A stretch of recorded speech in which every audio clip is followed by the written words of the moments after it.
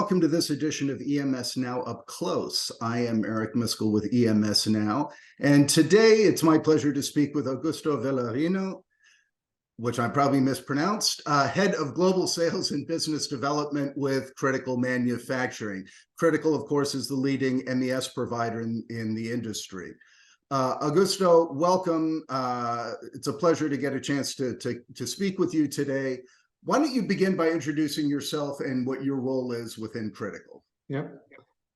Thank you, Eric. It's a pleasure being here. My name is Augusto, so the first name you pronounced it correctly. Yeah. I am the head of sales and business development at Critical Manufacturing. So basically, I'm responsible for the sales organization and also basically supporting our sales and marketing organization to conduct events and to conduct multiple different activities that are towards our customers and our prospects. Good. Now, I wanted to, I recently did an interview with your CEO, Francisco, after you had conducted what I believe was a very successful international summit there in Porto for the industry, titled MES and Industry 4.0. And also spoke to Francisco about the whole theme from that, about how MES is the backbone for Industry 4.0. But now we're moving forward into the show season, and what I wanted to talk to you about is Critical will be exhibiting at both Productronica and SEMICON Europa. They're actually co-located at the same time in Munich here in middle of November. Your theme there is expect more from your MES, so it kind of leverages off of the summit in some ways. So tell us about that. Tell us about the plans. Tell us. Yeah, you are entirely correct. So our theme and our motto is expect more from your MES. So we are basically making a transition between from the very successful event that we had that we called MES Industry 4.0, and then this leverage of the activities related with the Industry 4.0, smart manufacturing, and so on, are then fundamented into this expectation that people have to have a real MES, a solution that embraces multiple processes, and they expect more from their MES. And this is our theme for both Productronica and SEMICON, that, as you very well said, are happening at the same time, and where we have presence actually in both locations, at Productronica and at SEMICON. And I know that the Productronica is focused more on the SMT side. Obviously, SEMICON is on the semiconductor side. So, MES is such a critical component for efficient operations in manufacturing. What will you be showcasing there? Yeah, well, so knowing that the solution is basically the same from a backbone perspective, we have specific functionalities and features that are dedicated to the SMT industry, and specific functionalities or features that are dedicated to the SEMICON. So we are going to showcase those specifics, but all built on top of the same platform, on the same architecture, and bringing our latest version of the MES, that is basically the result of our permanent investment in R&D and in permanent investment in innovation. So this will be presented by using the same solution, but in different ways. One more focused in SMT and SMT processes, with specific features that we have and that we have in cooperation and collaboration with ASMPT, where we are co-exhibiting together with them, our shareholder ASMPT. And in SEMICON, also leveraging our experience of, let's say, long years working in this market as well, because this is something that we have also experienced since our inception in 2009. Yeah. I love the idea, and I was going to ask about that you're partnering with ASMPT SMT at the show in their booth, and you're able to demonstrate your solution across their equipment platform as well. Tell me how that's going to benefit people who come to the show and being able to really get a sense of your product. Yeah, that you're entirely correct. So after ASMPT investment in 2018, we have been, of course, leveraging this cooperation that we have and the huge knowledge that ASMPT has in the SMT business, and bringing their experience and basically transforming the experience they have in the industrial equipment and in the machine business into the software. So several features, functionalities that are part of what today we call the SMT template were created and developed and enhanced based on the strict cooperation that we have with ASM. On the other hand, the platform that we are promoting and will be promoting in a few days at Productronica can also and is being also used for ASMPT specific applications. So this means that ASM and actually any other entity can develop their own applications, can create their own applications, and add them as additional features as a complement to the MES. So this is something that we are also going to showcase, that critical manufacturing MES, besides, let's say, an MES that you can expect more to deliver, is also a platform that can be grown and expanded both by, for example, our brothers from ASMPT, if I can say that, and any other entity that would like to further enhance and develop the applications on top of our platform. And that's an important distinction too, that while you're be demonstrating on the ASMPT equipment, your solution is truly agnostic when it comes to the tool set, right? You have to be flexible to include all, because you just don't know when you go into a manufacturer what tool equipment set they might be having. Yeah. Exactly. This is something that we are actually sometimes asked, because we are together with ASMPT in this particular example. It's evident, so we are embedded into their booth, into their organization, which is I believe one of the largest in the trade show. And we are asked, but does it only works with ASMPT machines? Does it not? So and our answer is very simple. So an MES by definition has to be transversal to any type of equipment, to any type of connectivity that the solution must have. So we are completely vendor independent from a connectivity perspective. So we embrace, of course, the processes where ASMPT is strong, but we also embrace processes where eventually ASM has simply no offer from their equipment portfolio. So by embracing the entire manufacturing processes from the incoming goods received to the outgoing of the finished goods, basically allows our customers to have an holistic view and a complete visibility of the entire manufacturing processes. And we go even a little bit beyond that, not only by providing the traceability and visibility, but also providing quality control, process control, engineering, let's say continuous improvement, visibility to provide visibility to the engineers for continuous improvement activities. That's the correct, let's say, sentence. And this is basically expecting more from the MES, which is also related to what we see also in some of our customers, or hopefully about to be customers, is that our solution being so complete and embracing the different processes and having the capability with the same solution to connect and to, of course, process all this data is also in line with the digital transformation strategies that we see more and more in our customers and prospects. That this holistic overview, the perception that one application can replace multiple different applications that were either internally developed or that were only focusing in one process or in one specific resolution of a problem, then this transition between this myriad of applications into one single place where we can consider one single source of truth for the manufacturing and for controlling the industry processes. This is really a must-have in our perspective, and this is where we are strong by providing our critical manufacturing MES. Yeah, Augusto, it strikes me as I hear you talk about that and just how comprehensive a solution it is, and then you refer to the hope to be soon customers, right? What about, talk about those people, the ones that, I'm sure there's manufacturers out there still who don't have an MES system, right?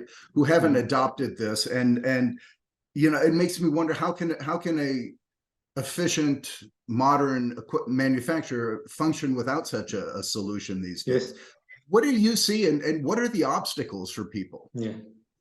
Well, what we have been seeing, and actually when I started basically with critical manufacturing some years ago, I was a little bit surprised with some organizations that were basically, say, very organized from a processes perspective, from the products that they make and the technology that they use, and they could do this without an MES. For me, it was a little bit different or difficult to conceive. So the fact that is that those organizations exist, and without, let's say, fearing to be unfair with some of them, I think it was a matter of taking strategic decisions towards a specific issue or problem that they wanted to resolve. So if an organization considers an MES investment or an MES project as something strategic for the organization, we'll try to look for the best, and we'll try to investigate and initiate a process that basically puts MES at the backbone of the industry. And this is what everyone says. But at the end of the day, it must come from the organization itself to consider this as a strategic project or a strategic investment.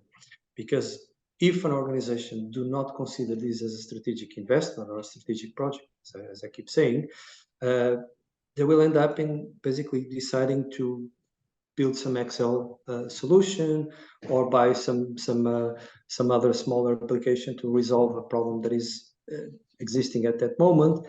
And we have seen a lot of those. So organizations with 50, 60, or even more applications to manage their production processes, not talking to each other, with a lot of difficulties in terms of, let's say, long-term maintenance, without a roadmap. And at a certain point of time, the organizations understand that, hey, maybe let's stop, see what is out there, see how can we basically leverage all the experience that we gain by these different things, and then go forward with a real MES strategy. Yeah. And this is what we see in some organizations. If you allow me just to finalize my reasoning here, we also see and find some organizations with a different degree of, if I dare to say, maturity. And those organizations are the ones that have already invested in an MES in the past, in a solution in the past, some time ago. And this is a little bit more common in semiconductor, by the way.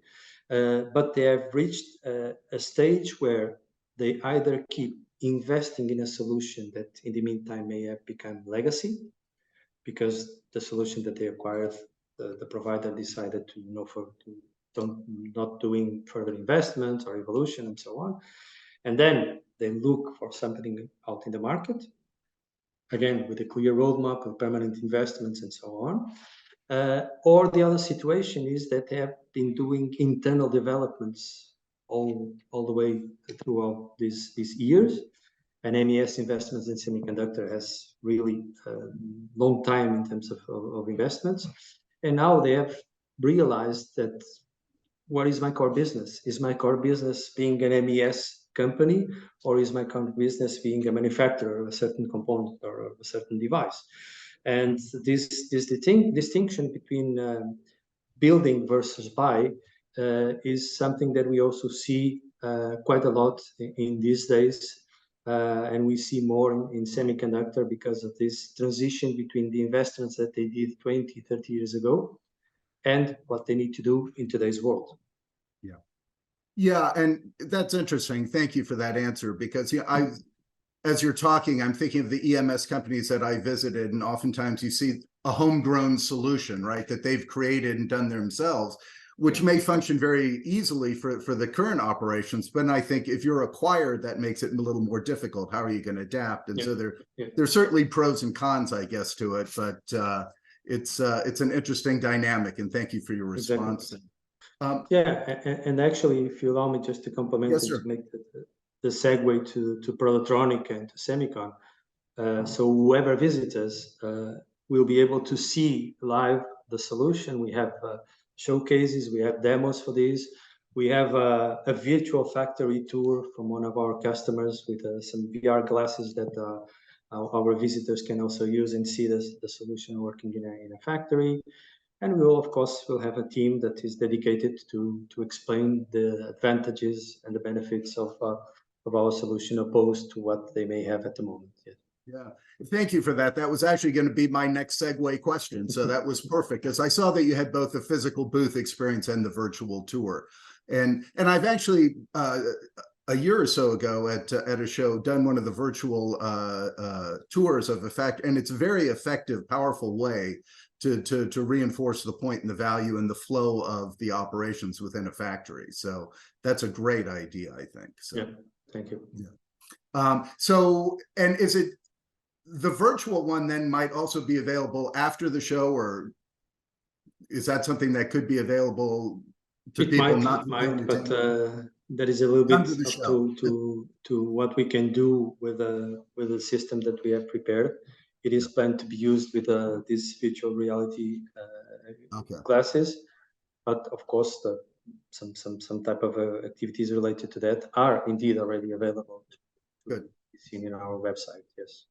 Let me transition real quick over to SEMICON too, because I mean, the theme is the same, expect more from your MES. And as you indicated, your involvement or critical manufacturing's involvement in the semiconductor industry has been a long one as well. And while you said that the basic platforms are both the same, there are some differences as far as the modules that you choose that are separate. Speak to that just a bit, if you would. Actually, the differences go a little bit beyond that. So even inside the same module, for example, the core module that we could call in this conversation as traceability. Traceability for electronics and SMT processes is a little bit different from traceability if we relate to semiconductor front-end and back-end processes. Have different specificities, have different requirements indeed. And even inside the same module, we have things that we can activate for semiconductor and things that we can activate for SMT. And this relates to a little bit everything. So if we talk about equipment integration and automation, we have specific connectors for the SMT machines, and we have specific connectors that are more or less standardized also for the semiconductor machines, with different degrees of automation, with different degrees of automation scenarios that are also pre-packaged in our solution. So it's really a matter to configure the system and to model the system based on what are the semiconductor processes, and configure and model the solution based on what are the electronic/SMT processes. So the key point here is that imagine the situation that you have an organization, a company that has both semiconductor and electronics manufacturing processes. So due to the completeness of the solution, we can configure the solution to fit to both processes. So we can go from the wafer manufacturing processes, semiconductor front-end processes, automated, semi-automated, full automated, embrace the back-end and the chip manufacturing and assembly processes and what we call the semiconductor back-end processes, then go to the SMT processes, basically the placement of the devices into PCB boards, and end up with the box assembly and the box building processes that can be also modeled in our solution. So this complete end-to-end from a supply chain process perspective on the electronics and semiconductor processes is something that is a very high value added of our solution. Yep. And at SEMICON, you will have your own booth. You will not be co-located there. So it'll be in two different halls at the show. I think if I have this correctly, the ASMPT booth is in hall A3, number 377. And then the SEMICON, where you'll have your own booth, is hall B1, booth 351, if I'm reading this correctly. So I believe so. and you will be running back and forth between the two, right? In my particular case, I think it will be the case. I will do a lot of exercise during that show. But we do have two teams, one in each of the booths, let's say specialized for the markets, for respective market segment, that can talk semiconductor and that can talk SMT and electronics in the other booth.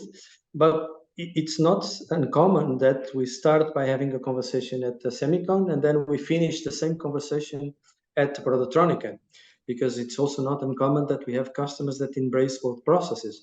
sometimes in different factories, in different locations, but ultimately the decision-making process is done all together. So it will be a lot of walking back and forth, and in some cases running back and forth to be successful in this show. At SEMICON, we are exhibiting by ourselves. Mostly, well, there are multiple reasons for that, but we have been exhibiting in the SEMICON since 2009. So we never failed, if I remember correctly, one SEMICON since there, because our company was created in 2009.